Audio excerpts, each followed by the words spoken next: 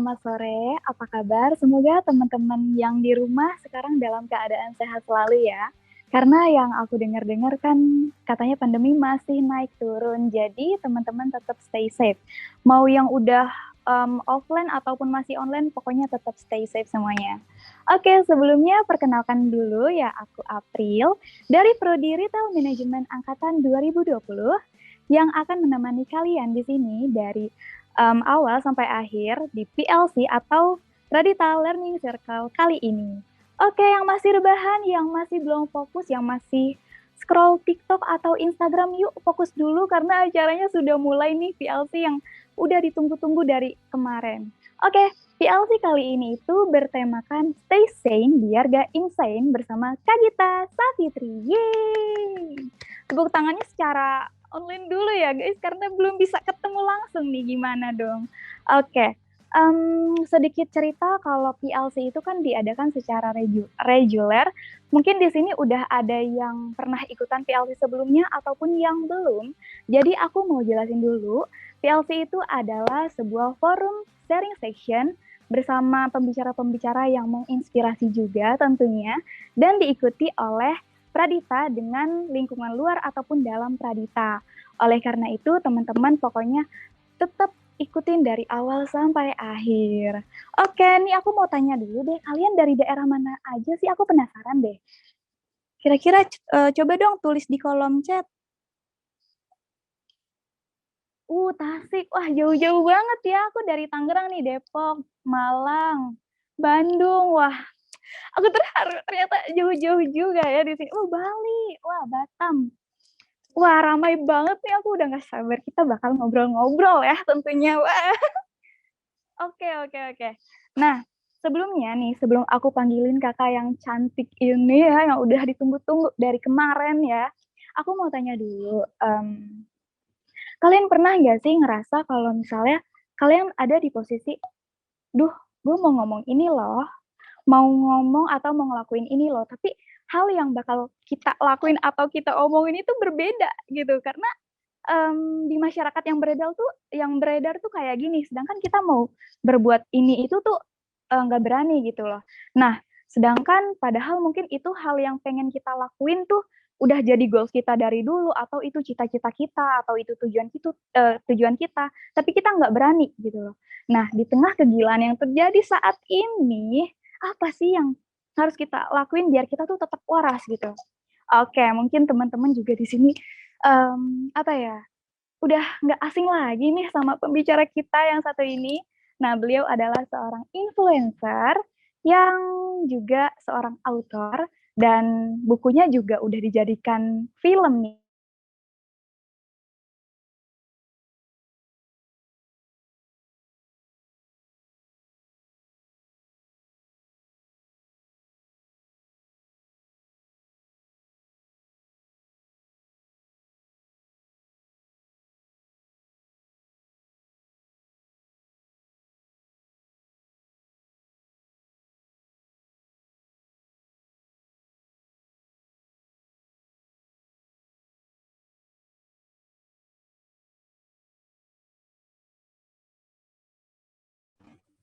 Halo, sorry tadi keputus ya. Ternyata jaringannya teman-teman. Sorry, maaf ya. Oke, bisa kita lanjutin. Di tengah kegilaan yang tadi aku udah sebutin, gimana sih kita biar tetap waras gitu kan. Karena ya apalagi pembicara kita kali ini tuh benar-benar menginspirasi banget, dari yang tadinya beliau seorang yang bisa dikatakan kurang apa ya, kurang rajin dalam belajar, terus sampai akhirnya beliau menyadari kalau misalnya kreativitas ataupun keterampilan itu penting loh, selain pendidikan formal yang kita dapatkan di sekolah atau di kampus misalnya kayak gitu. Apalagi buat kita anak muda ini kan harus udah mulai berpikir apa ya, out of the box kayak gitu. Oke, tanpa banyak cincong lagi nih, aku kayaknya udah banyak ngomong juga nih dari tadi. Kita langsung aja yuk sambut Kak Gita Safitri. Yeay! Halo Kak Gita. Halo April dan teman-teman dari Hai. Pradita University dan teman-teman yang ada di chat box dari tadi ramai banget ya. Iya nih Kak, wah ini udah antusiasnya udah gede banget nih Kak. Kak Gita apa kabar nih Kak? Kalau mau jujur sebenarnya lagi capek banget, tapi jawaban formalnya baik. Baik ya, baik gitu. Belakangan ini kesibukannya apa aja sih, Kak? Eh, wah, aku kerja. Tahu nggak sih, abis ini aku mesti straight ke kantor, langsung meeting sama klien, abis itu meeting sama supplier. Wah, Aduh, baik banget lah sibuk kerjaannya. banget sih, Kak, itu. Parah-parah. Semoga masih tetap waras juga nih kakaknya. Iya, dicoba ya. Pokoknya walaupun sulit, tapi kita harus bisa sane, biar nggak insane gitu. Iya, wah buat teman-teman nih yang punya pertanyaan boleh banget ditulis dulu di kolom chat ya. Nanti bakal aku bacain. Terus nanti yang buat 3 penanya terbaik bakal mendapatkan hadiah. Wah, seru banget tuh. Pokoknya pertanyaan tentang apapun yang paling menarik, tulis dulu aja di kolom chat. Oke? Sip. Mantap. Nah, jangan lupa juga nanti isi form ya, teman-teman. Oke deh. Nah, aku mau tanya dulu deh, Kak. Apa ya, kita kan ngobrol-ngobrol aja nih sambil teman-teman juga bertanya, kayak gitu kan. Nah, Kakak pernah nggak sih sebelumnya kepikiran buat Kakak bisa kuliah di luar negeri, terus sekarang bahkan tinggal di Jerman? Hmm, kepikiran sih nggak terlalu, Mm-mm. walaupun harapan tuh ada gitu. Jadi aku tuh orangnya ada keinginan-keinginan, tapi terus menghadapi realita, ternyata kayak nggak mungkin lah ya gitu. Akhirnya keinginan tersebut aku anggapnya sebagai ini aja. It would be nice if that happen, tapi kalau if it doesn't happen ya udah nggak apa-apa gitu. Aku tipe orangnya seperti itu. Nah jadi Oh, sih. pas aku keluar negeri itu, it's not something that I manifest a lot in my life sih sebenarnya. Makanya pas dapat kesempatan itu, alhamdulillah, terus sekarang stuck di sini udah berapa ya? Berarti 12 tahun.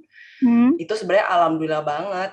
Dan kalau misalnya ada orang nanya kayak April nanya nih, iya kak udah lama ya di luar, terus aku kayak berpikir, iya ya lama juga ya gitu. Gue ngapain di sini Betah ya di gitu sana, sih. Kak?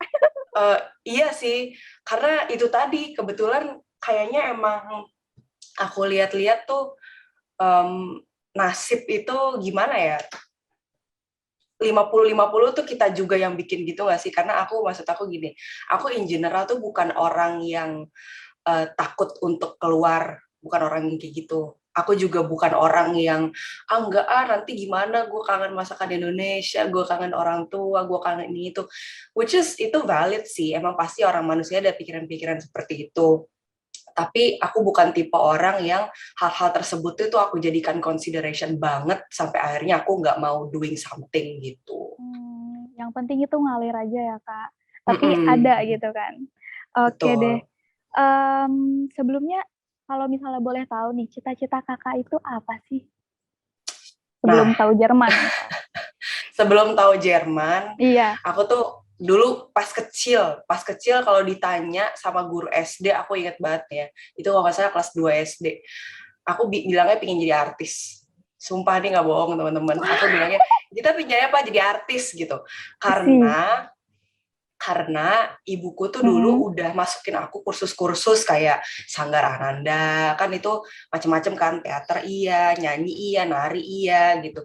Aku tuh udah diarahkan ke sana karena mamaku tuh ngelihat nih anak gue harus gue arahin either ke olahraga atau ke seni, selain sekolah, karena dulu kan dia Oke. tidak mendapatkan itu kan dari orang tuanya, jadi makanya dia berjanji akan menjadi orang tua yang lebih baik daripada orang tuanya dia gitu. Nah Mm-mm. caranya adalah dengan signing up anaknya ke banyak ekstrakurikuler.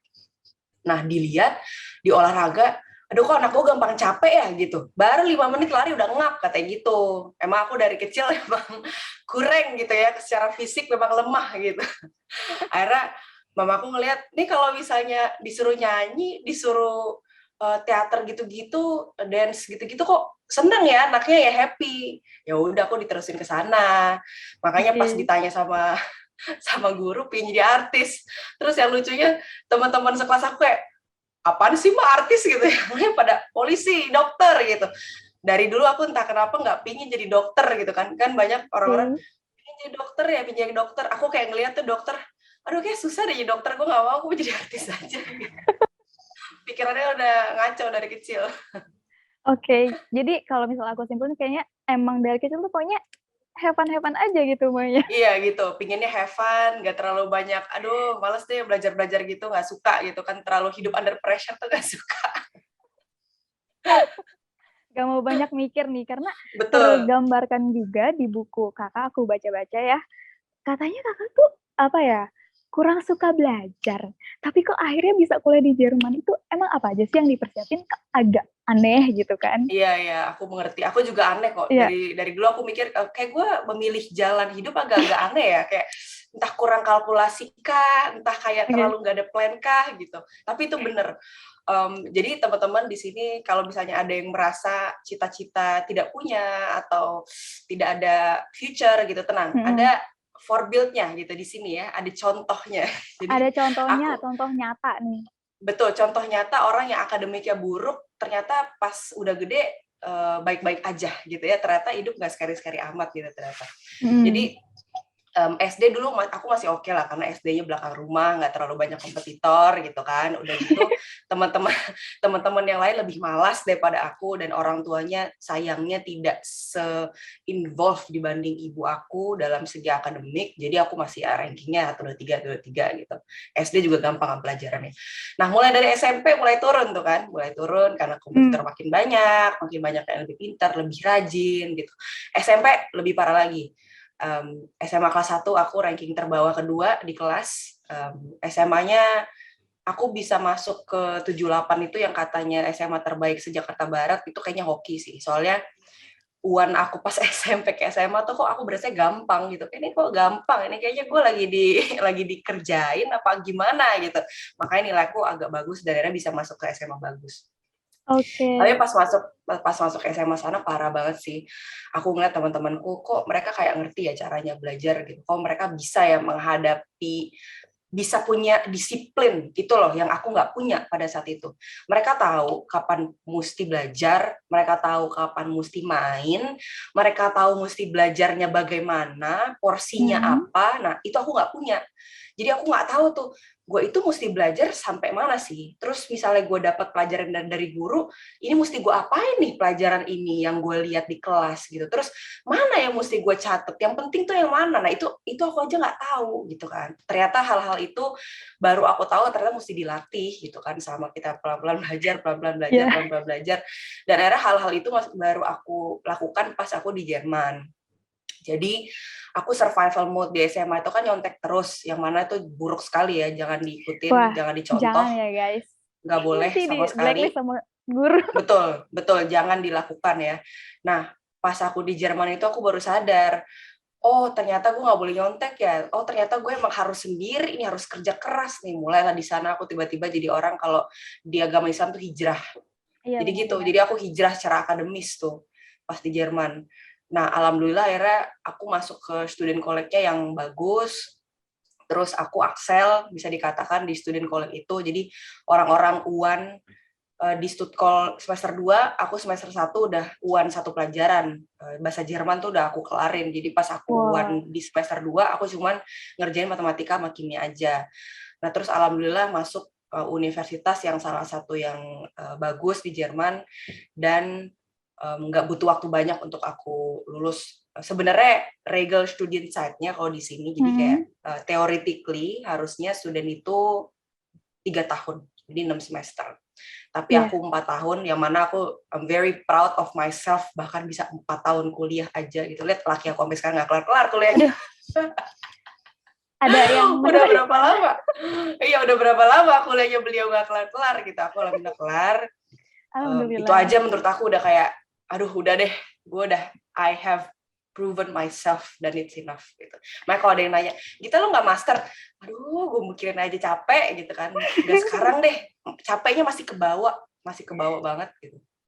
Oke deh Kak. Wah, jadi teman-teman kalau misalnya aku simpulin ya, ternyata kita yang tadinya ranking paling bawah pun itu bukan berarti kita bisa berhenti untuk tidak berusaha lagi untuk menggapai cita-cita kita ya.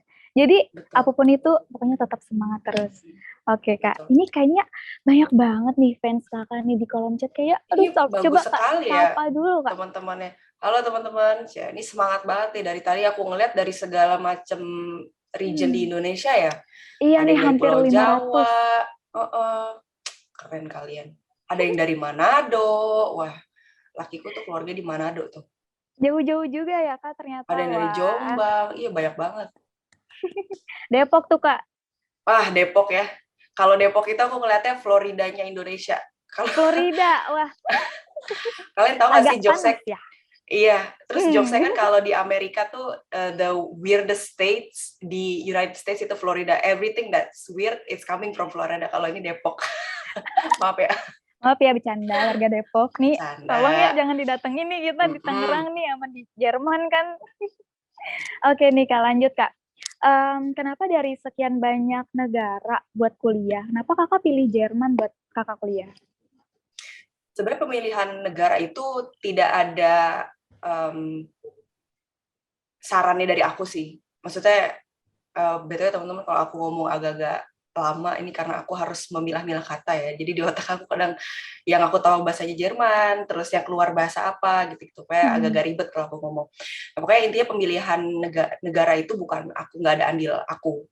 Andilnya itu sebenarnya lebih ke ibuku sih. Karena kan kebetulan bokapku tuh dulu tinggal di Amerika, dia kerja di sana 17 tahun dari tahun 2001. Jadi kami udah aware lah soal kira-kira lo di Amerika Serikat seperti apa, state per state berbeda-beda, tapi kurang lebih ada kemiripannya gitu. Terus di Jerman mereka juga pernah tinggal di Jerman Barat pada saat itu kan masih ada Jerman Berlin Wall-nya itu di Berlin. Terus ada beberapa keluargaku juga yang tinggal di Jerman. Nah lucunya kan ada orang-orang bilang, wah kaya ya keluarga lo gitu. Ini literally omku dia kuliah di Jerman karena nggak bisa bayar kuliah di Trisakti. Makanya dia pindah ke Jerman. Gitu. Jadi bukan karena kaya, tapi karena nyari yang lebih murah. Sebenarnya gitu. Kenapa? Dulu ya, kalau sekarang mungkin iya ada beberapa orang baru yang baru-baru keluar negeri itu dari keluarga yang lebih mampu. Tapi zaman dulu itu rata-rata karena mereka nggak mampu untuk bayar di Indonesia, makanya keluar negeri gitu. Kalau di Eropa terutama. Nah, karena udah familiar sama sistem negaranya, dua itulah Eropa dan Amerika, mamaku ngelihat kayaknya tinggal di Jerman itu lebih ideal untuk orang-orang yang belum pernah tinggal di luar negeri sama sekali. Jadi kalau di Amerika itu sulit untuk kita buat mandiri ya, karena kemana-mana harus pakai mobil. Karena dari segi public transportation itu buruk bisa dibilang di sana, karena auto industrinya jalan banget, terus mereka itu punya pengaruh yang besar buat lawmaker gitu. Jadi kalau teman-teman lihat di Amerika penuh banget sama aspal gitu kan negaranya. Jadi kayak hijau-hijau gitu kan, kayak green area itu jarang. Terus kalau Jarang. misalnya terus ada gedung satu, terus ada satu field yang khusus untuk parkir gitu. Karena mereka bener-bener auto oriented sekali gitu ya. Nah kalau di Jerman nggak kayak gitu. Kebetulan di Eropa Barat lah, di Jerman, di Belanda, di Prancis juga bagus, di Skandinavia bagus banget. Tapi kalau Jerman lebih mending lah gitu. Nah, jadi aku kemana-mana bisa sendiri, terus secara safety, walaupun ada masalah di Perang Dunia II dulu kan, zaman Nazi dan segala macam, tapi sekarang mereka udah lumayan tidak terlalu blatantly racist, kayak misalnya di Amerika kan ada orang, kita dengar-dengar berita aneh-aneh gitu kan, atau kayak beberapa hari belakangan ada penembakan, mass shooting segala macam. Nah, di Jerman dia lebih safe lah ketimbang di Amerika, dan prioritas utamanya adalah kuliahnya lebih murah dibandingkan di negara-negara lain. Langsung ke stay sane. Oke deh Kak. Makanya Wah, mamaku nyuruhnya ke Jerman. menarik banget sih kalau misalnya aku simpulin sedikit nih. Ternyata Jerman itu mendukung banget buat kita yang nggak pernah ke luar negeri, terus bisa melatih kita buat mandiri juga gitu ya Kak. Oke deh. Nah, aku mau langsung masuk nih membahas tentang yang berkaitan stay sane nih Kak. Pernah nggak sih Kak, kalau Kakak tuh ngerasa minder atau kurang percaya diri sama apa yang Kakak lakuin itu? Selalu kok, aku orangnya bukan orang yang pede gitu sih sebenarnya, naturally. Makanya mamaku itu selalu bilang ke aku kayak, Gita kau tuh kenapa sih nggak pedean banget gitu kan. Mamaku tuh tipe-tipe orang tua yang gini loh, kayak kan kau udah mama lesin segala macem, ayo dong nyanyi dong di depan, atau kayak main dong piano di depan, main gitar di depan. Mungkin di sini teman-teman ada yang bisa relate ya, emak-emaknya kayak Oke. gitu. Nah, mamaku tuh kayak gitu orangnya. Jadi aku tuh kayak, nggak mau, ngapain sih, malu. Terus aku mau ngomong sama orang tuh malu gitu. Kayak Aduh. inget banget dulu pas pertama kali aku ke Amrik nyusul bokapku, um, kayak mamaku tuh kan dia di pesawat gitu, terus dia Mm-mm. tidur gitu lah pas lagi dibagi makanan, terus pas dia bangun-bangun makanannya udah nggak ada lagi, deh jadinya dia nggak dapet makanan, terus kayak tak coba bilang sama pramugarinya pakai bahasa Inggris mau minta ramen gitu, minta kayak Mila atau apa, terus kayak mampus gue mau gimana, itu aja aku nggak pede, padahal aku di lesin Iya, bahasa iya, iya. Inggris, jadi aku emang orangnya nggak pedean gitu. Nah sampai sekarang sebenarnya kadang-kadang ada beberapa hal juga yang aku nggak pede, cuma ada satu hal yang akhirnya aku make peace of myself makin lama aku makin tua, Oke, apa tuh Kak?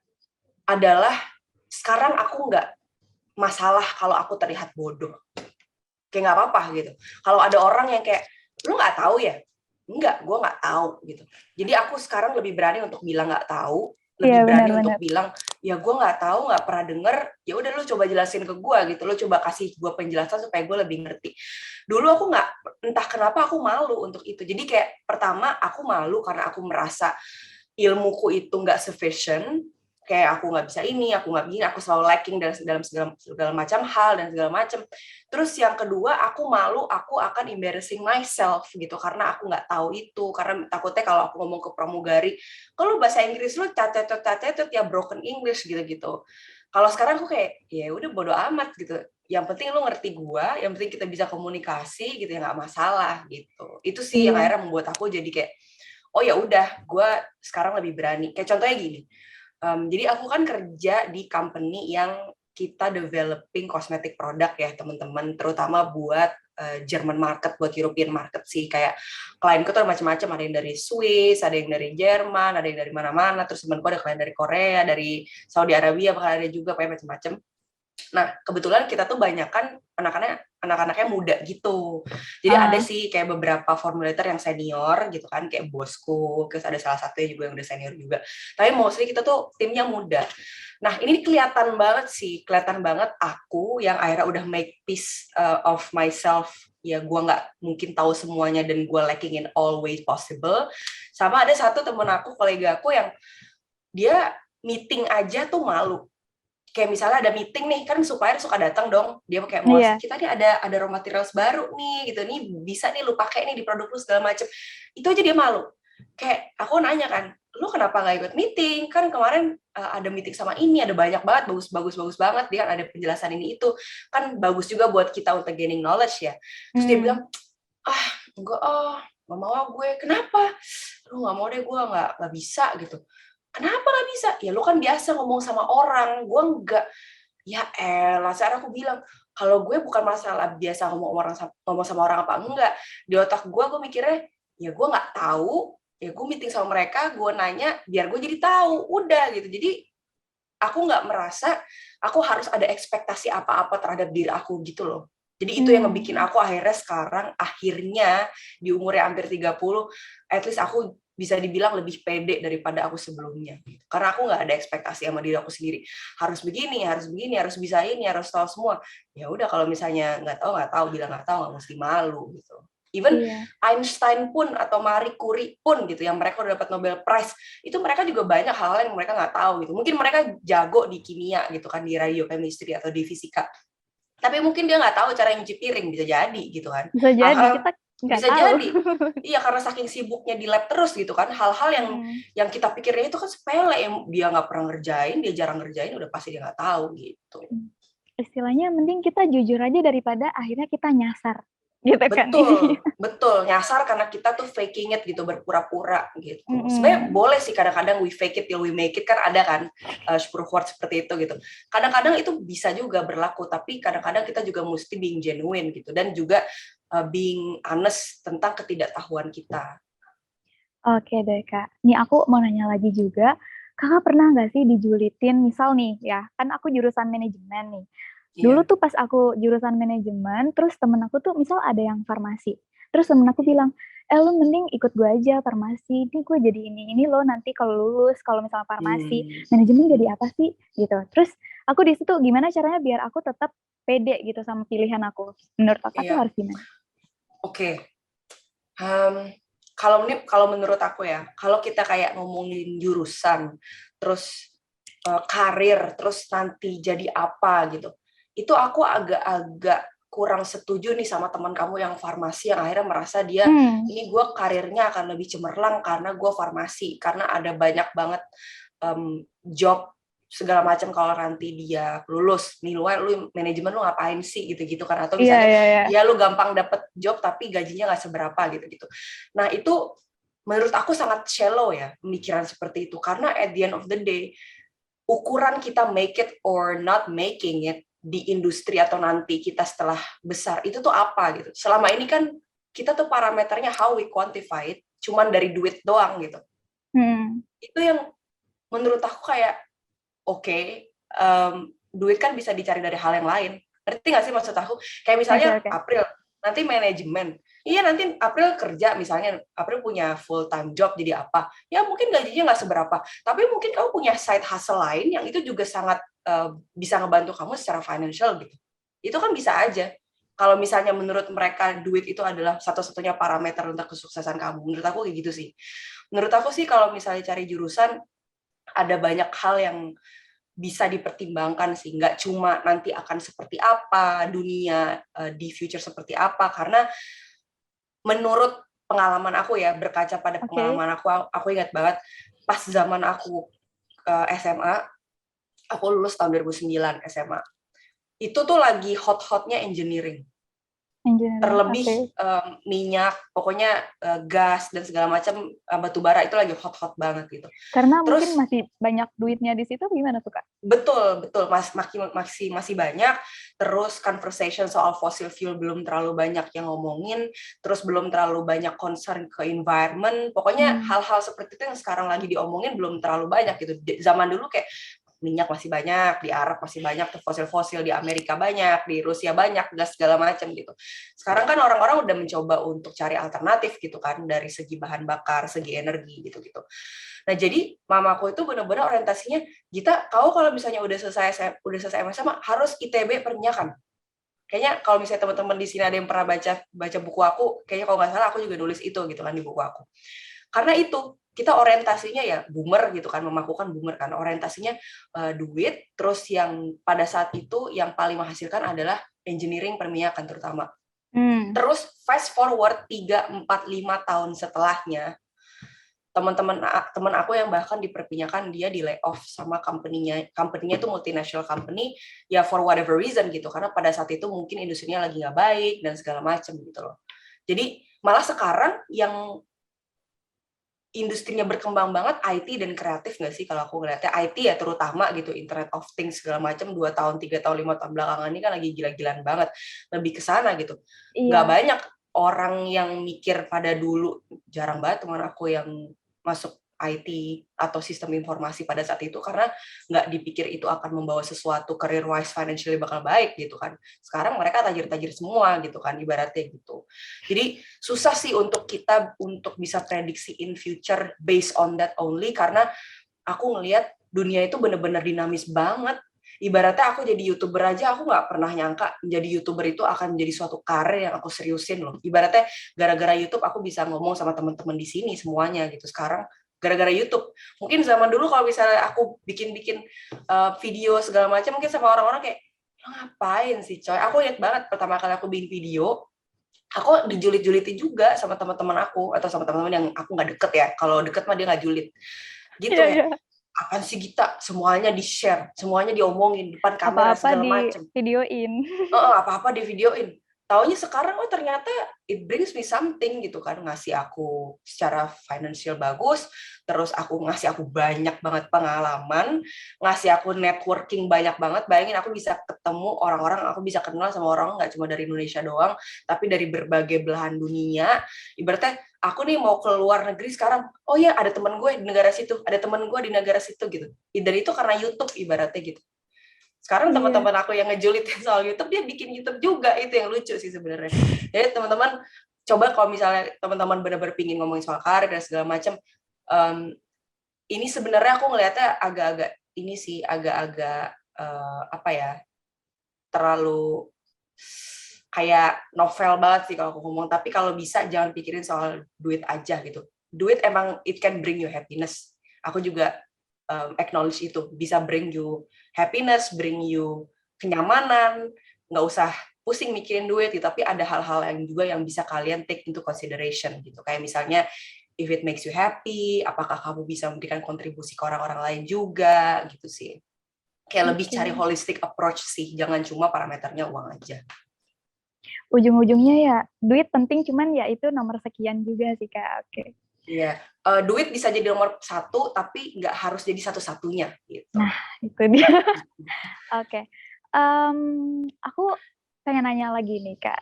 Sabar ya teman-teman, ini kayaknya pertanyaannya udah numpuk ya nanti ya. Banyak Oke, banget guys. kita pilih pokoknya teman-teman, ayo bertanya dulu. Yang menarik pokoknya nanti bakal kita kasih hadiah. Nah, Kak, kalau misalnya kita mau kita punya pilihan nih. Terus kan setiap pilihan itu kan punya pro dan kontra. Dan ternyata pilihan kita itu ternyata banyak yang kontranya. Itu gimana sih Kak kita menghadapi itu tuh? Apa kita nggak jadi milih itu atau gimana tuh Kak? Itu makanya penting banget kita untuk bisa mengenal diri sendiri gitu. Menurut aku nih ya, ini aku bisa jadi sotoy, tapi berdasarkan pengalaman pribadi juga dan berdasarkan cerita-cerita dari teman-teman aku juga, dari follower juga, mereka tuh kayak susah mencari the wisest decision, susah buat bisa making decision itu mostly karena mereka nggak tahu pertama maunya apa, kedua ternyata mereka nggak tahu sebenarnya diri dia itu seperti apa, dan akhirnya preferensi dia itu apa mereka juga nggak tahu. Mungkin karena selama ini kebanyakan dengerinnya kanan kiri, dengerin teman-teman, kebanyakan dengerin orang tua. Bukan berarti kita nggak boleh dengerin orang tua lagi ya, maksudnya anak kecil lah wajar lah gitu kan, kita dulu nggak tahu apa-apa, jadi wajar banget orang tua kita kan guiding kita gitu kan, yang menurut mereka paling baik gitu.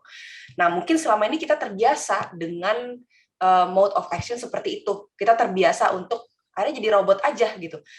Gita ntar lu A ya, oke, A gue kerjain selesai. Gita ntar lu G ya, iya oke, tanpa bertanya lagi nih, kenapa mama nyuruh Gita A, kenapa mama nyuruh Gita B, kenapa mesti gini, tanpa kita berpikir lagi, karena ya wajar kan, kita masih kecil, kita mungkin pada saat kecil dulu nggak mau pusing, akhirnya kita ngelakuin aja apa yang orang-orang suruh kita untuk lakuin gitu. Nah, menurut aku penting buat kita akhirnya makin kita tua, makin kita dewasa, untuk bisa sadar bahwa itu realita ada, terus sadar bahwa kita mesti pelan-pelan ngusir realita tersebut dan pelan-pelan untuk bisa mandiri dan untuk bisa kayak nggak cuma otomatis aja dan nggak cuma kayak robot aja gitu. Jadi every step that we make, every decision that we make, we have to be mindful about it. Kita mesti tahu nih, ini kenapa ya gue ngelakuin hal ini. Ini what are the things that I take into consideration ya sampai gue akhirnya bisa lebih prefer ini sama ini. Sebenarnya prioritas gue ini apa ya dalam hidup ya, supaya kita semua bisa making decision akhirnya. Ibaratnya gitu kan, ibaratnya kayak apa ya, analoginya tuh kayak gimana gue mau nanya sesuatu kalau gue nggak tahu apa-apa soal itu. Ibaratnya gitu loh, gimana gue mau making decision kalau gue nggak tahu apa yang gue suka, gue nggak tahu musik kayak gimana, dan segala macam preferensi gue apa, terus apa yang harus gue consider gitu. Jadi menurut aku penting untuk kita bisa kayak taking into account everything that we think that matters, terus akhirnya dari situ kita bisa making decision. Oke, pada akhirnya ya kita juga kita mau punya pilihan ini tuh harus ada alasannya juga, jangan cuma dengar kanan kiri atau terpengaruh juga ujung-ujungnya ya Kak. Betul, karena kadang-kadang nih yang sering kita salah understanding nih ya, kita pikir making the right decision itu the road will be easy. Padahal enggak. Padahal mau decisionnya A, B, C, D akan sulit juga. Di depan itu kita akan menghadapi kesulitan, dan di depan itu kita akan menghadapi tantangan gitu. Permasalahannya, kalau kita yakin sama pilihan kita, tantangan yang akan kita jalanin itu kita lebih ikhlas nggak sih ngejalaninnya? Iya, harus siap, udah siap gitu. Harus siap, betul, siap. Kita lebih tahu, ini emang resiko yang akan gue hadapin. Beda misalnya ada decision, sebenarnya kita juga kayak half-heartedly ngerjainnya karena decision itu bukan yang kita making gitu. Akhirnya kita kayak, hayalah nih gue susah-susah nih, coba gue ngerjain yang lain, mungkin gue akan lebih ini gitu kan. Kita akan lebih gampang ngedumel gitu, karena emang kita itu bukan decision yang kita bikin, dan kita nggak mau sebenarnya ke sana, tapi kita minta orang lain untuk ngelakuin buat kita gitu. Oke, wah menarik banget. Aku di sini udah banyak banget dapat pencerahan. Mungkin teman-teman juga ya tetap stay di sini juga ya, karena ini acaranya sangat bermanfaat banget. Oke, mungkin teman-teman di sini juga udah ada yang pernah baca bukunya Kak Gita nih, termasuk aku juga lumayan ngikutin juga ya Kak. Aku lihat aku nonton YouTube-nya Kakak, kayak beropini, kembali lagi di opini gitu kan. Nah, aku mau tanya Kak, kan katanya nih setiap orang yang jadi autor gitu, katanya ketika nulis itu menuangkan emosinya juga. Nah, Kakak menuangkan emosi Kakak juga nggak sih di buku Kakak ketika Kakak menulis? Pasti. Mungkin teman-teman di sini juga ada yang nulis juga, ada yang nulisnya untuk orang lain, ada yang nulisnya untuk diri sendiri, misalnya nulis diary gitu. Pasti kan kita bisa pouring everything into it. Kayak kita lagi ngomong sendiri, kita lagi bergumam sendiri. Sama nulis itu kalau buat aku kayak jadi waktu aku sendiri gitu loh. Self care kalau buat aku ya nulis ya. Karena nobody is asking me to do it. Nobody is telling me to do it. Kayak bener-bener kayak lu harus nulis, gak ada yang kayak gitu ke aku. Beda sama kayak kerja aku suka, tapi at the end of the day it's my responsibility, it's something that I have to do, karena kalau nggak kerja aku nggak ada duit, ibaratnya gitu kan. Jadi kayak ada sedikit aspek yang aku ini lu wajib sih sebenarnya gitu, mau lu suka atau nggak suka. Kalau nulis nggak ada yang mewajibkan aku buat nulis. Aku mau nulis bodo amat, mau nggak juga bodo amat. Nah, that's the beauty of it menurut aku. Jadi aku bener-bener ketika nulis it's all me. Jadi kayak emang aku pingin gitu. Dan menurut aku ya dalam hidup makin lama kita makin gede, makin sedikit loh kesempatan yang kita dapetin melakukan hal yang benar-benar kita pingin lakuin. Makanya aku benar-benar ketika aku nulis I cherish it so much karena itu tuh it's my freedom gitu. Karena aku ngerasa dalam hidup mau aku bilang ya I have freedom to do this, to do that, emak gue nggak nyuruh gue ini, orang tua nggak nyuruh ini, atau society nggak gue nyuruh ini. Tapi sebenarnya iya gitu. Kita itu sebenarnya adalah akumulasi dari segala macam kewajiban atau segala macam, entah itu kewajiban literal kewajiban atau kewajiban moral yang mesti kita lakuin gitu. Jadi sebenarnya dikit banget kita dapat kemerdekaan dalam diri itu, dalam hidup itu sebenarnya. Nah nulis itu benar-benar buat aku kemerdekaan yang aku dapetin. Nggak ada yang wajibin aku untuk ngelakuin dan aku bisa pouring everything into it. Aku bisa being as authentic as possible. Bener-bener jujur sama diri sendiri tanpa kasa, apa sih namanya ini, tanpa fasa, tanpa aku harus berpura-pura jadi orang lain. It's 100% me. Buat aku itu sangat liberating. Oke, kalau misalnya aku simpulin sedikit nih Kak, intinya waktu ini kan berjalan dengan cepat. Gimana caranya kita biar bisa memanfaatkan waktu yang sedikit ini, apalagi di usia muda, ya kan Kak? Bener. Karena nanti makin kita tua, makin banyak tanggung jawabnya. Misalnya ntar teman-teman decide buat nikah, ada lagi tanggung jawabnya. Misalnya teman-teman decide untuk punya anak, ada lagi tanggung jawabnya gitu. Kayak hidup tuh selalu ada tanggung jawabnya. Jadi kayak kita kalau misalnya ada kesempatan buat ngelakuin suatu hal yang benar-benar kita pingin, lakuin aja. Oke, pasti Kak, di sini kan teman-teman semua punya mimpi nih. Wah, pasti mimpinya tinggi-tinggi dong. Mana ya sih ada orang yang punya cita-citanya nanggung gitu kan. Ya penting mimpi tuh langsung tinggi gitu. Oke. Di sisi lain kita punya mimpi yang tinggi Kak. Tapi pasti setiap orang punya rasa mager juga dong. Nah, gimana sih Kak biar mengalahkan rasa mager itu Kak?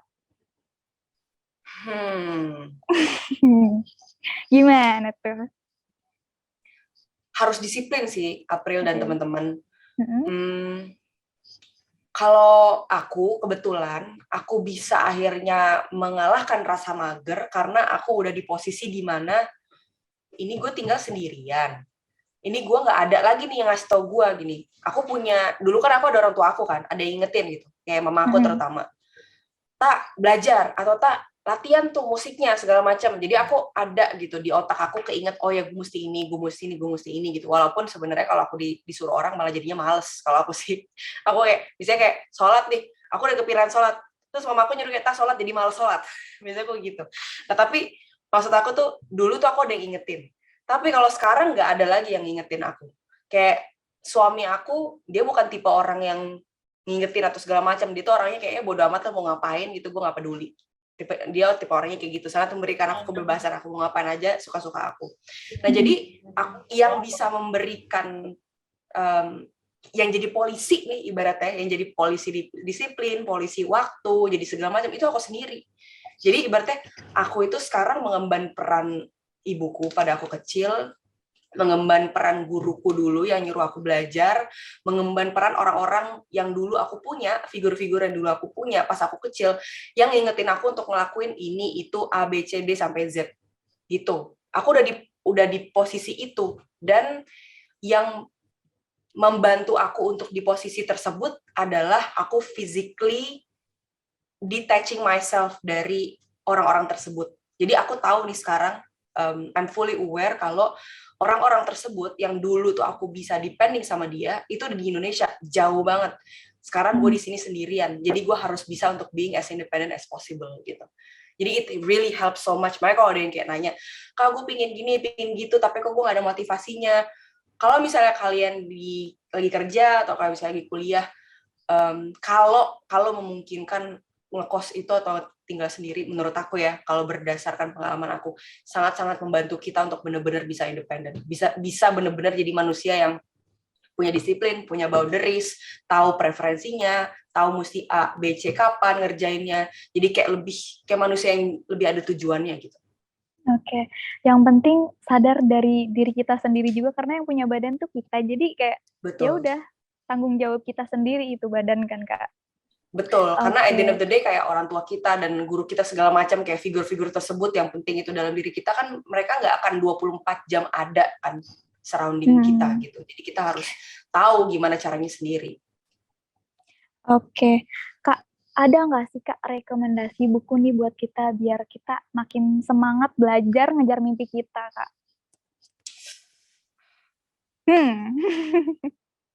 Aku tuh jarang baca buku motivasi loh sebenarnya. Oke. Aku tuh kadang-kadang kalau baca buku-buku soal feminisme. Besok aku baca kayak gitu. Atau misalnya kayak kemarin buku terakhir aku baca bukunya Habib Hussein. Seni Merayu Tuhan, itu bagus sih bukunya. Kayak itu ngingetin aku lagi bahwa oh ternyata Tuhan itu kita lihat bukan sebagai figur yang harus kita takuti, tapi sebagai figur yang harus kita cintai, saking cintanya kita pengen merayu terus gitu. Itu Kak, bagus nih, Kak, bukunya. katanya ada yang baca beli buku rentang kisah aja Kak tuh. Iya, itu juga boleh banget teman-teman. Tapi tadi kayak aku Boleh. malu gitu ya untuk tiba-tiba Oh, pelakin buku. Kayak buku gue aja guys, kita malu bos. Jadi tuh gak ada orang yang ngomong. itu udah direkomendasiin. Wah, Thank thank you you ya. ya teman-teman. Nah, ini pertanyaannya udah numpuk banget nih Kak, tapi kayaknya kita cuman bisa bacain sedikit ya. Oke, kalau gitu aku udah dapet pertanyaan terbaik ya. Buat teman-teman yang beruntung ya, silakan nanti ada yang bisa bertanya langsung atau pertanyaannya aku bacain. Buat teman-teman yang pertanyaannya juga belum terjawab, mungkin next kita bisa bertemu lagi ya. Semoga kan. Amin. Amin. Oke, thank you banget ya teman-teman. Nah, ini ada pertanyaan dari Adinda Fitriana. Boleh Adinda, Kak Andika, Adinda, silakan untuk resen. Dan silakan untuk ditanyakan langsung pertanyaannya ke Kak Gita.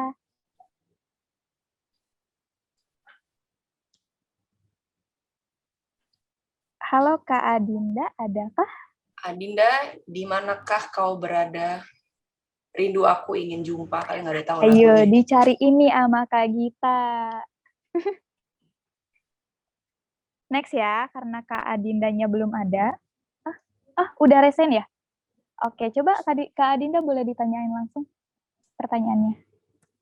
Nggak bisa nyalain mikrofon katanya. Oh, nggak bisa Katanya harus nyalain admin yang nyalain mikrofon. Oke, coba sekarang udah bisa belum? Oh ya, udah bisa Kak. Oke. Kak Gita Kameranya izin boleh bertanya. dinyalain Kak Adinda? Oh, saya pakai kerudung dulu. Oke, siap. Problema hijabi. Ditungguin kok. Tenang. Mungkin ini teman-teman juga di sini pertanyaannya banyak banget nih, aduh. Sorry banget ya, teman-teman belum bisa kejawab semuanya. Yuk, Kak Dinda, udah siap ya? Ya, Kak Gita. Silakan. Izin bertanya, Kak. Saya tuh suka pengen ngejelasin sesuatu ke orang lain, tapi kayak orang lain tuh susah memahami apa yang saya katakan, karena saya juga susah untuk memilih kata yang tepat untuk menggambarkan apa yang pengen saya sampaikan gitu. Kira-kira kakak Iya. ada tips apa atau apa gitu? Kamu Bahkan adanya suka Paulus ya? bukan. Tapi Paul kayak gitu tuh, suami aku kayak gitu banget. Dia kalau ngomong gak ada yang ngerti. Jadi aku, kebetulan karena aku udah lama tinggal sama dia, jadi aku bisa membaca pikirannya dia. Terus dia kalau ngomong kadang-kadang amburadul. Supaya aku tanya, kamu Paulus atau bukan? Jadi Adinda, kalau saran aku, kamu banyakin baca sama banyakin ngobrol sama orang. Karena those two things adalah beberapa hal yang bisa kamu lakuin untuk bisa memperkaya vocabulary kamu. Supaya kamu bisa makin articulate lagi gitu. Kayak contohnya, sekarang kan ada banyak words on the internet gitu kan, kayak misalnya gaslighting gitu. Nah itu gaslighting, walaupun kita di sini banyak yang udah bete, kenapa sih semua orang use the word gaslighting? Tapi the word itself, personally buat aku sangat membantu aku untuk bisa mengartikulasi apa yang apa yang aku rasakan gitu. Kayak dulu aku kan nggak tahu gitu, apa ya, gue tuh kayak ngerasa gue kayak disalahkan, I feel like I was wrong, I was violated, terus dianggap, didismiss perasaan gue, padahal that was exactly what happened to me, what I felt, tapi kok rasanya nggak enak ya. Terus sekarang tuh jadi kayak ngerti, oh that's called gaslighting, oh gue tuh di gaslighting sama orang, oh gue di gaslighting sama mantan gue pada saat itu gitu. Jadi banyakin ngobrol sama banyakin baca buku. Kayak contohnya gini, aku kan sejak tahun lalu aku reguler ada sesi terapi sama psikolog aku ya. Kalau sekarang 2 minggu sekali, dulu aku seminggu sekali pas lagi parah banget. Nah, aku tuh dikasih kayak sheet gitu sama dia, vocabulary hal-hal apa yang bisa aku rasakan gitu. Kayak what I am feeling. Kan selama ini kita kalau kayak gue marah aja gitu. Tapi ternyata marah itu ada subnya gitu loh, ada subkategorinya. Lu marah karena lu merasa di-betrayed kah? Lu marah karena lu merasa frustrated kah? Lu merasa karena lu kayak gimana kah? Ternyata tuh marah tuh ada banyak banget gitu subkategorinya gitu. Dan makanya pas aku ke terapis ini ngobrol sama psikolog aku baru ngerti, oh ternyata iya bener nih, ini yang exactly gue rasain tapi gue nggak tahu katanya gitu. Jadi bener-bener dengan cara aku ngomong sama orang, dan orang ini datang dari beberapa industri atau beberapa dunia yang berbeda dari aku, jadi aku jadi kayak makin bisa meresap tuh semua vocabulary dia, terus kata-kata yang aku nggak tahu ternyata maksudnya ini, baca juga kayak gitu. Jadi kayak komunikasi entah itu 2 arah atau 1 arah dengan kita menangkap informasi itu sangat membantu sih gitu.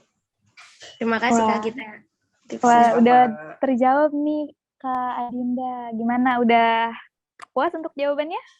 Puas banget dong. Wah, terima kasih atas Dah, sekarang pertanyaannya. bisa off cam, jilbabnya bisa dilepas lagi. Oke. Next Kak, ini masih ada lagi nih pertanyaannya Kak. Dari Kak Tahnia Fahtia, boleh Kak untuk unmute dan menyalakan kamera, silakan untuk bertanya langsung ke Kak Gita. Kak Tahnia Fahtia, apakah ada? Halo Kak Gita. Halo. Halo Kak Gita, kenalin aku Najwa Fatia. Aku dari Sumatera Selatan, dari Palembang. Wah, jumpa Palembang juga kau ya? Katanya boleh Kak dinyalain dulu nih kameranya biar kita bisa bersamping-sampingan.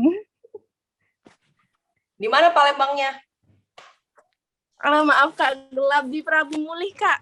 Oh, Prabu Muli. Ada tuh dulu guru SD aku almarhumah dari Prabu Muli dia. Oh, Kak Gita pernah di Palembang ya? Aku kan kalau setiap Idul Fitri ke Palembang terus.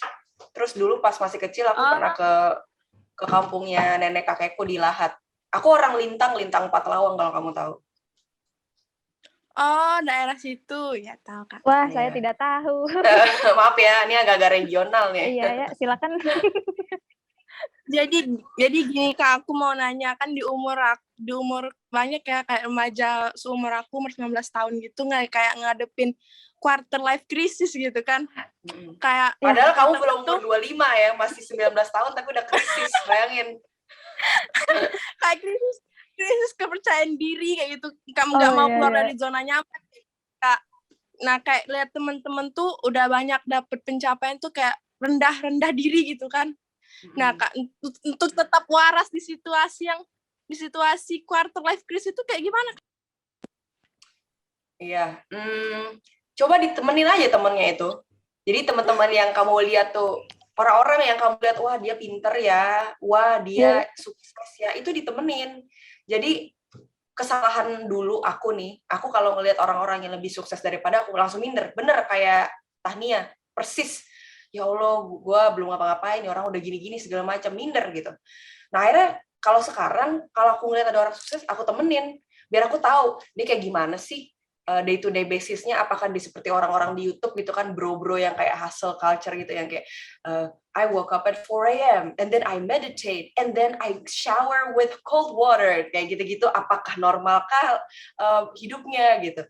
Terus mindset dia itu seperti apa, terus background keluarganya seperti apa, karena penting, background keluarga itu penting, jadi aku bisa tahu nih, privilege apa yang dia punya dalam hidup sampai dia bisa kayak gini. Is it like 100% from their own capability kah, dari hard work-nya dia kah, atau juga ada bantuan kah dari systematic privilege kah gitu, supaya akhirnya aku bisa merasionalkan keminderan aku.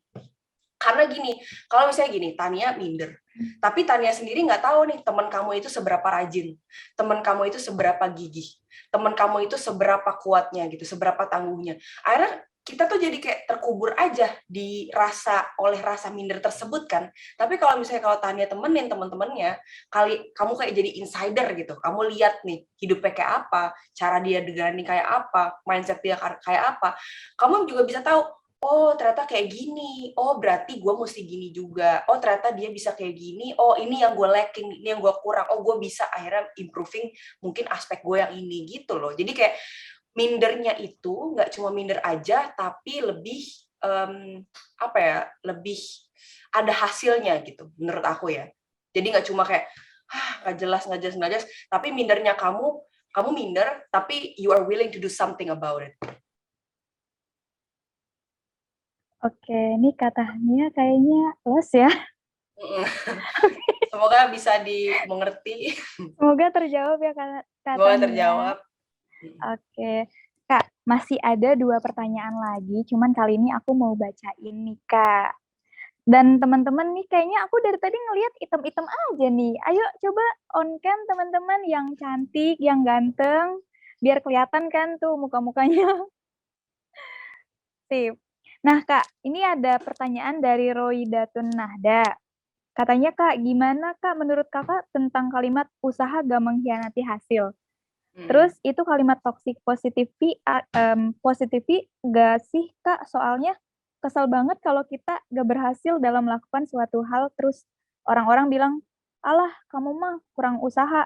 But I feel udah usaha banget, doa juga, pokoknya semua tuh udah aku effortin lah. Iya. Tapi tetap aja gagal. Berarti bisa disimpulkan kalau kalimat headline di atas gak berguna ya Kak, gimana tuh? Duh, sorry nih, aku jadi belibet juga nih. Iya, tapi untuk aku mengerti ya. Tapi untuk aku mengerti. Oke. Dibilang toxic positivity bisa juga, tapi pertanyaan lanjutan aku adalah gimana sih cara kita mengukur gagal itu gitu. Balik lagi sih itu pertanyaannya. How do you quantify failure? Gagalnya karena kamu nggak ngedapetin itu yang kamu maukah, exactly di A atau B yang kamu nggak mau, ataukah kamu gagal karena kamu pikir kamu bisa doing 100%, taunya cuma dapat 80%, gimana gitu. Sebenarnya itu sih yang mesti kita tanyain lagi ketika kita ngerasa, kok gue nggak enak ya, gue udah doa, gue udah usaha segala macem, kok gue masih nggak puas ya. Kita balik lagi konfrontasiin diri kita gitu. Nggak puasnya itu karena apa? Bisa jadi itu semua buat hal-hal yang sebenarnya agak-agak shallow gitu. Bisa jadi itu semua buat hal-hal yang sebenarnya nggak terlalu matching sama value yang kita punya as a human being. Bisa jadi itu sebenarnya gitu. Kayak misalnya gini deh, kamu musisi, zaman sekarang kan semua tuh lewat angka ya. Kalau kamu musisi ya, kamu tahu exactly siapa yang denger, di mana yang orang-orang yang denger, age groupnya apa, berapa banyak gitu. Jadi ibaratnya itu sih sebenarnya nggak aku suka kerja di media sosial. Kamu musisi, kamu content creator, kamu langsung dikasih lihat angka gitu. Itu makanya aku kayak, kan ada hal lain yang bisa kita dapetin, nggak cuma dengan video kita atau musik kita didengar banyak orang, tapi juga ada hal-hal lagi lain yang bisa kita gaining Terus yang kita gaining itu ternyata bagus buat kita, positif buat kita. Do we have to still consider it as failure though gitu? Kayak misalnya gini, aku jadi content creator. Iya emang video aku nggak viral kayak videonya Close the Door misalnya atau videonya Nessie, emang nggak segitu gitu. Tapi aku nggak consider diri aku gagal setiap kali aku rilis video, karena even one person yang nonton video aku dan dia merasa dapetin informasi dan dapetin tercerahkan lewat video aku, even that I consider it as sukses gitu. Menurut aku ya. Terus aku jadi content creator, terus aku jadi bisa kenal banyak orang yang selama ini cuman aku adore di dunia maya, atau aku cuma bisa lihat di TV doang. I consider it as success buat aku pribadi gitu. Jadi balik lagi nih, kita mesti konfrontasiin diri kita. How do we measure failure? How do we measure kesuksesan itu sendiri? Karena if we are able to do that, aku rasa kita akan lebih bisa open minded ya terhadap diri kita sendiri. Kadang-kadang tuh gitu, soalnya kita muda, terus kita akhirnya karena dengar ekspektasi dari orang-orang, dari sekitar, dari orang tua kita, and then kita unconsciously kita putting that same amount of expectation ke diri kita sendiri gitu. Padahal yang kerja keras kita, yang capek kita, yang banting tulang kita, tapi kita juga yang kayak kalau lu gagal, lu buruk, lu bego, lu segala macam. Kita sendiri gitu yang akhirnya memecut diri kita sendiri. Menurut aku kita harus bisa being open minded sama gimana journey kita towards those kind of things, whatever the things yang kita selama ini mencoba untuk reaching sih menurut aku. Kalau misalnya kita gagal untuk dapetin exactly that, kita pasti dapetin yang lain. Kita pasti jadi orang yang lebih baik daripada kita sebelumnya. Kita pasti bisa gagal, at least kegagalannya tuh tidak segagal yang sebelumnya, tapi agak sedikit lebih tidak gagal dibanding yang lain, kegagalnya itu lebih baik daripada yang sebelumnya gitu. Nah, kita mesti lebih apa ya, lebih menyayangi diri itu deh gitu, lebih kayak appreciative towards ourselves ketika kita walking through that goal. Oke, gimana nih Kak Roidatun Nahda? Semoga menjawab ya Kak. Agak panjang ya, maaf ya. Mantap jawabannya Kak. Oke, satu lagi nih Kak pertanyaannya. Semangat Kak. Ada dari Kak Amanda Rahma, Kak. Menurut Kak Git, belief sama expectation itu hampir sama nggak sih? Belief sama expectation itu hampir sama nggak sih? Terus aku sering dengar kalimat kalau ekspektasi berlebihan itu nggak baik. Takutnya kita bakal kecewa kalau hasilnya nggak sesuai. Tapi di sisi lain aku memandang kalau kita belief sama sesuatu itu, at the same time, kita juga berekspektasi sama hal yang kita ingin capai itu. Cara kontrol yang gimana ya, cara kontrolnya gimana ya Kak? Soalnya aku kayak ngerasa confused banget soal itu. Gimana tuh? Iya, aku ngerti.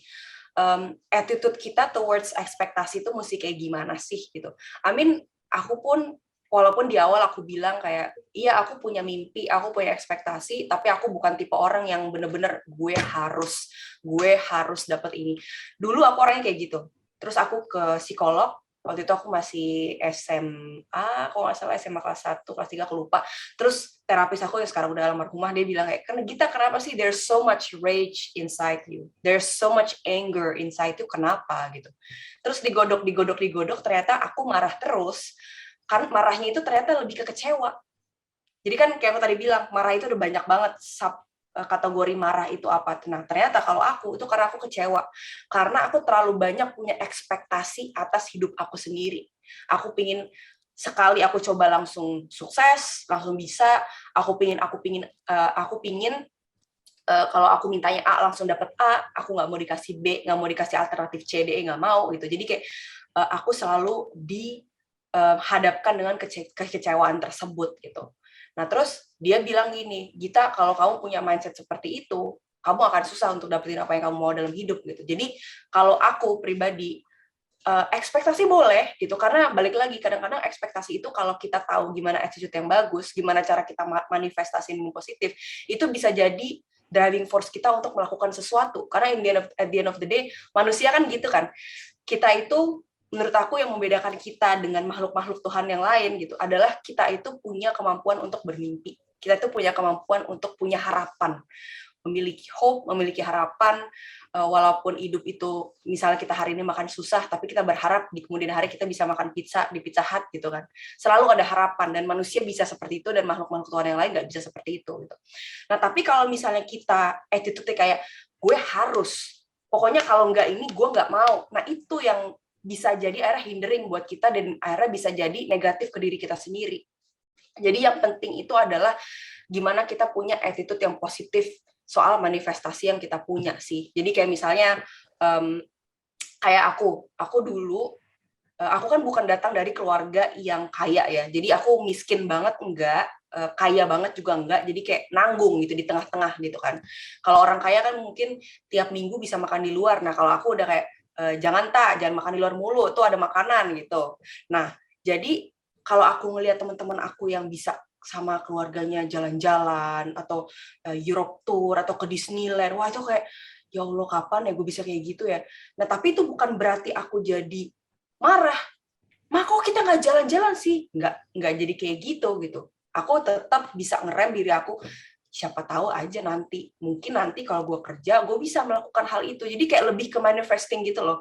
Manifesting without actually expecting too much. Karena balik lagi, mungkin kita bisa membuat hidup kita berwarna, membuat hidup kita itu penuh dengan kebahagiaan, tanpa kita mesti jalan-jalan tiap tahun, ya nggak sih? Mungkin orang kaya, mereka punya caranya sendiri untuk bisa bahagia adalah dengan jalan-jalan tiap tahun ke Perancis sama keluarganya gitu. Tapi kalau orang-orang kayak kita yang duitnya nanggung gitu kan, ya ada hal lain yang bisa kita lakuin. Kayak misalnya kita, I don't know, kayak makan nasi. Kalau aku kebahagiaannya itu makan nasi panas sama ikan goreng sama sambal, itu aja aku udah bahagia.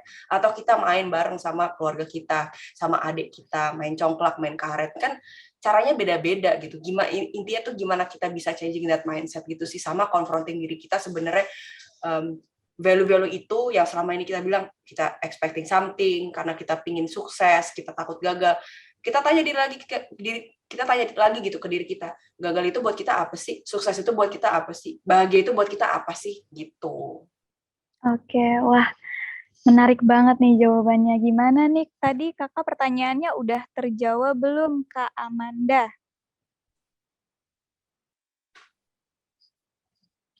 Semoga sudah terjawab ya. Semoga. Oke, nih aku udah mendapat kesimpulan juga dari kakak. Ini aku sambil nulis-nulis juga karena aku pengen juga dapat pelajarannya gitu Kak. Iya. Jadi intinya kalau misalnya kita gagal, ya coba lagi. Karena semakin banyak kita gagal, semakin banyak kita belajar dan kita bisa improve gitu nggak sih Kak? Betul. Dan emphasizing di kata improve tersebut itu keywordnya. As long as we improve ourselves, that's more than enough. Oke. Mau kita dari keluarga yang kurang mampu, asalkan kita niat nih teman-teman, pasti bisa kok gitu loh. Walaupun itu mungkin dibayanginnya aku sulit gitu ya, tapi kalau misalnya kita niat, ya pasti bisa gitu. Buktinya Bisa. udah ada di depan kita nih, depan laptop nih. Exactly, sama balik lagi sih, kayak kemarin kayak contohnya ada mau di Ayunda kan, dia habis lulus dari Oxford dan segala macam, terus ada akhirnya came up conversation soal privilege gitu. Nah aku pingin tekankan bahwa kita nggak mesti kayak mau di Ayunda. Of course dia bisa kayak gitu karena ya dia punya duit, dia punya privilege, bener banget dan segala macam. We don't have to be like her. Kita bisa punya mimpi lain yang ibaratnya tuh lebih masuk akal, lebih sesuai dengan keadaan kita, keadaan keluarga kita, keadaan ekonomi kita gitu. Menurut aku sih kayak gitu. Kita nggak mesti kuliah di Oxford supaya kita bisa merasa sukses. Kita bisa kuliah di Pradita gitu kan. Kita juga bisa sukses gitu. Oke, wah ini nggak kerasa banget. Ternyata kita udah 1 jam nih sama Kak Gita, teman-teman. Dan buat teman-teman yang pertanyaannya belum terjawab, semoga kita bisa bertemu ya di kemudian hari. Nah, untuk Kak Gita, karena kita masih pandemi nih Kak, kita ada hadiah plakat digital nih buat kakak. Silakan, boleh di share screen.